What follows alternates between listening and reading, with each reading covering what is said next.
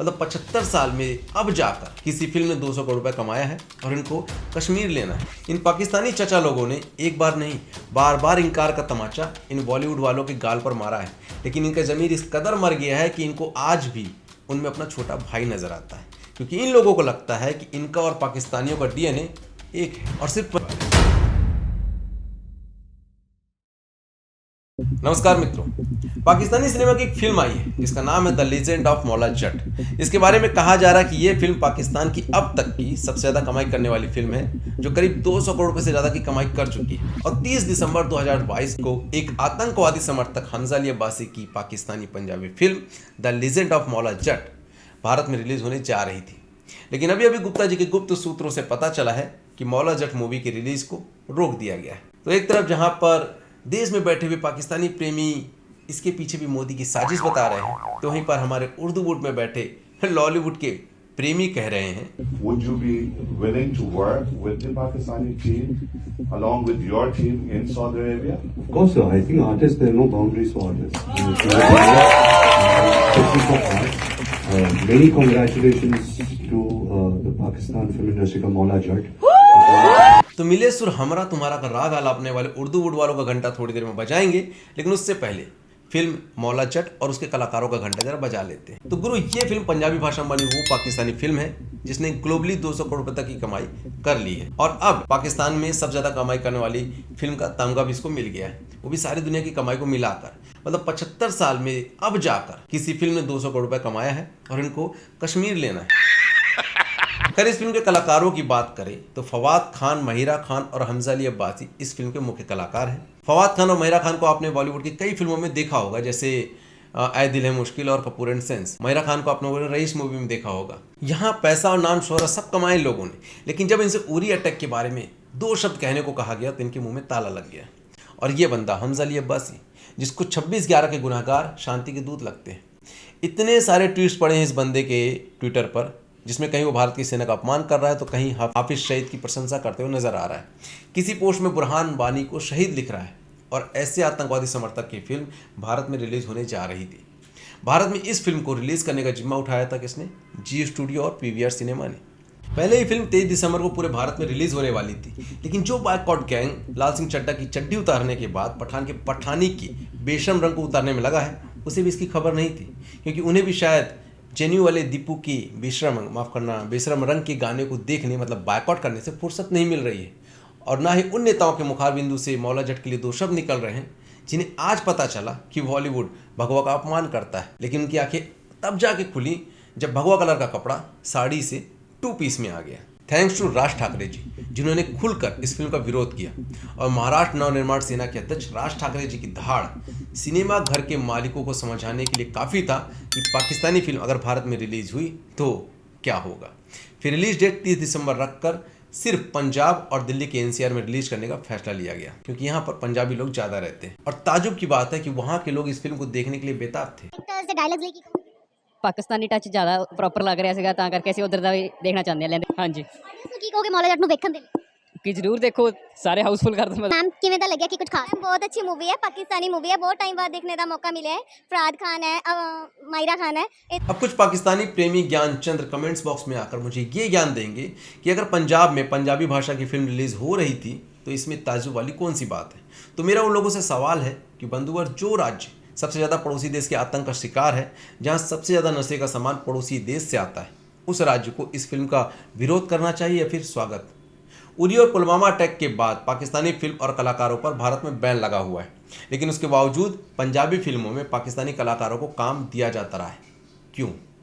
ये देखिए, चल मेरे पुत्र, जिसमें 5 पाकिस्तानी कलाकारों ने काम किया है। इसी तरह आजा मैक्सिको चलिए, माँ का लाडला और भी बहुत सारी पंजाबी फिल्मों में पाकिस्तानी कलाकारों ने अपने अभिनय का प्रदर्शन किया है, और ये सब फिल्म पाकिस्तानी कलाकारों पर बैन लगने के बाद बन रही हैं। इसलिए सवाल ये उठना चाहिए कि क्या पंजाब भारत में नहीं है?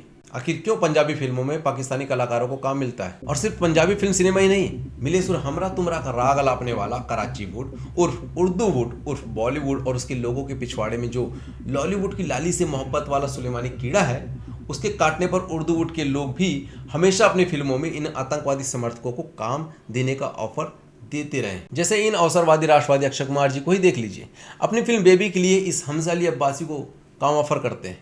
और सिर्फ इन्होंने ही नहीं, जुड़वा के लिए वरुण धवन ने भी हमजा अली अब्बासी को बुलाया था, लेकिन चचा ने इनकार कर दिया। और ऐसे ही इन अमीर चचा ने गजनी में काम करने के लिए शाहिद शान को बुलाया था। ये वही शान सईद है जिसकी पाकिस्तानी बॉर्डर फिल्म में भारत और हिंदुओं को भर भर के गालियां दी गई थी, लेकिन उसने भी ये कहते हुए फिल्म को मना कर दिया था कि अगर मैं हिंदुस्तानी फिल्म में विलन का रोल करूंगा तो फिल्म का हिंदुस्तानी हीरो मुझे मारेगा और यह मेरे और पाकिस्तान दोनों के लिए बहुत बेइज्जती होगी। इन पाकिस्तानी चचा लोगों ने एक बार नहीं, बार बार इनकार का तमाचा इन बॉलीवुड वालों के गाल पर मारा है, लेकिन इनका ज़मीर इस कदर मर गया है कि इनको आज भी उनमें अपना छोटा भाई नजर आता है, क्योंकि इन लोगों को लगता है कि इनका और पाकिस्तानियों का DNA एक है। हाँ यार, मेरे वालिद एक्चुअली पाकिस्तान से, पेशावर से। अब लोग जीतते हैं तो मुझे लगता है वालिद की साइड जीत गई, और जब हमारी इंडिया जीती है तो लगता है कि चलो अम्मी जान की साइड जीत गई।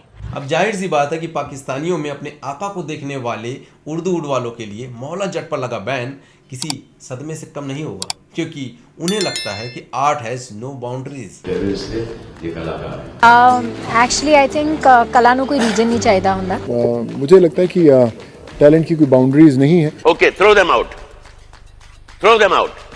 You think the problem will be solved? I find it so sad that only Pakistani artists have been banned. खैर ये बात तो मैं भी मानता हूँ कि आर्ट हैज नो बाउंड्रीज, कला और कलाकार की कोई सीमा नहीं होती है, लेकिन क्या पाकिस्तान वाले भी यही सोचते हैं? हम कश्मीरीज को मैं ये अवार्ड डेडिकेट कर रहा हूँ, जो सेक्रीफाइस कर रहे हैं, जुल्म सह रहे हैं, तकलीफें सह रहे हैं, उन तमाम लोगों के लिए है ये अवार्ड।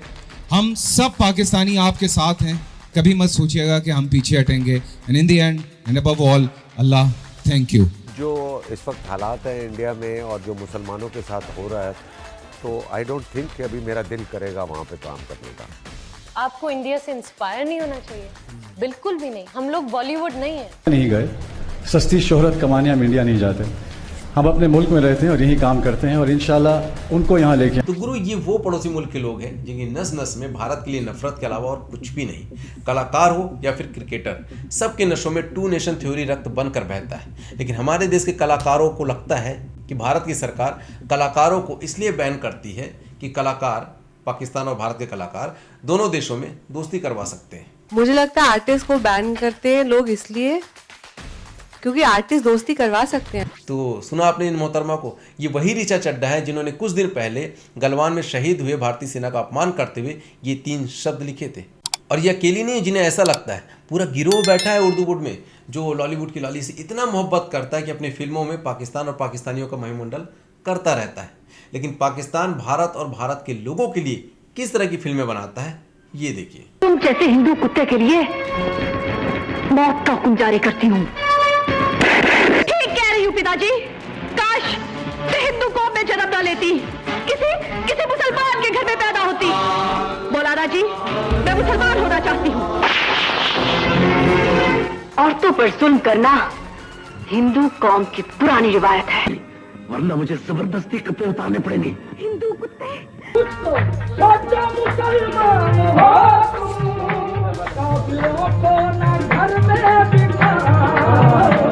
काशी में तुलसी बोई सारी बकरियां चढ़ गईं, काशी में तुलसी बोई सारी बकरियां चढ़ गईं, गांधी नेहरू मातम मनाओ, हिंदू की मैया मर गई। अब आप लोगों में से कुछ लोग ये बोलेंगे कि यार सत्या ब्रो, हमारे हिंदी फिल्मों में भी तो यही दिखाया जाता है, हमारी हिंदी फिल्मों में भी पाकिस्तान की माँ बहन एक करने वाले सम्मानित शब्दों का इस्तेमाल किया जाता है। तो मैं ऐसे लोगों से पूछना चाहता हूँ कि बंधुवर, हिंदुस्तानी कलाकार एंटी मुस्लिम या फिर एंटी पाकिस्तानी डायलॉग बोले और फिर उसका सम्मान के साथ स्वागत पाकिस्तान में किया जाए, क्या ऐसी कल्पना आप कर सकते हो?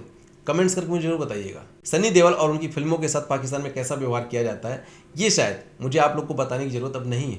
ऐसा नहीं है कि पाकिस्तान में सिर्फ सनी देओल की फिल्म को ही बैन किया जाता है। नाम शबाना, बेबी, मुल्क, फ्रेंडम, गोल्ड, खिलाड़ी 786, लाहौर, एजेंट विनोद, यहाँ तक कि बुरहान बानी जैसे आतंकवादी को अप्रत्यक्ष रूप से क्रांतिकारी बताने वाली फिल्म हैदर को भी पाकिस्तान में बैन कर दिया था। और अभी हाल ही में लाल सिंह चड्ढा को भी पाकिस्तान ने रिलीज करने से मना कर दिया था। बोर्ड ऑफ फिल्म सर्टिफिकेशन और Sindh board of film certification ने पाकिस्तान में ऐसी किसी भी रिलीज से इनकार कर दिया। लेकिन दुख होता है कि हमारे देश में ऐसे लोग बैठे हुए हैं जो पाकिस्तान की फिल्म को देखना चाहते हैं, पाकिस्तानी कलाकारों को सुनना चाहते हैं, और हमारे देश में ऐसी फिल्म इंडस्ट्री है जो पाकिस्तानी कलाकारों को न सिर्फ काम देती है बल्कि अपनी फिल्मों में पाकिस्तान और पाकिस्तानियों को महिमा मंडल करती है। इसलिए मैं आप लोगों से पूछना चाहता हूं कि क्या आप लोग भी भारत में पाकिस्तानी फिल्मों को देखना चाहते हैं? क्या आप लोगों को भी लगता है कि आर्ट की कोई सीमा नहीं होती है, इसलिए पाकिस्तानी कलाकारों को बॉलीवुड या फिर भारतीय फिल्म इंडस्ट्री में काम देना चाहिए? क्या आप लोग को भी लगता है कि पंजाब में पंजाबी कलाकारों को काम मिलना चाहिए? कमेंट्स करके अपनी राय जरूर दें। और अगर आप चाहते हैं कि ऐसे ही बेधड़क